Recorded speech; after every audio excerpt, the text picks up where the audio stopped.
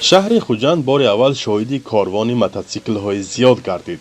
روزی 18 می بیش از 400 موتورسیکلران از قرقیزستان، ازبکستان، قزاقستان، روسیه و بلاروس نخستین همایش بین المللی این نوع ورزش را در مرکز ولایت سوخت برگزار کردند. این از کمترین جشنواره هاست که در آن بار اول پس از بسته شدن مرزها ورزشکاران از قرقیزستان شرکت ورزیدند.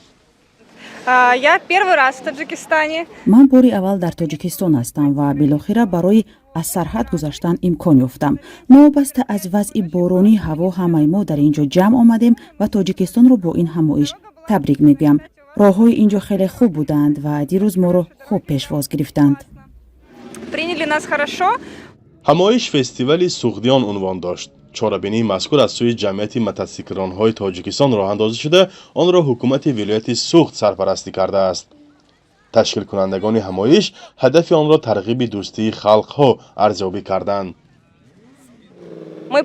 ما از روسیه اومدیم و در حقیقت دوست داشتیم. من به این کوه و منظره ها نگاه میکنم و از زیبایی تاجیکستان به حیرت افتادم. من به همه توصیه میدیم که البته به اینجا بیایند. حتما این فرهنگ و مدنیت را با چشمان خود ببینند.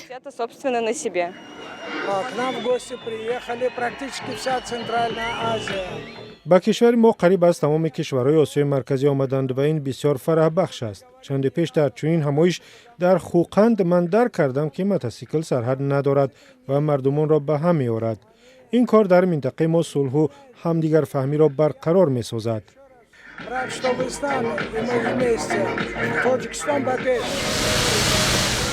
این نوع ورزش در تاجیکستان طی چند سال اخیر رو به رشد آورده است. بایکرهای تاجیک اولی ماه اپریل سال 2015 در دوشنبه با برگزاری جشن پرشکوه بخشیده به روز ورزشی موتورسیکلرانی از خود درک داده بودند.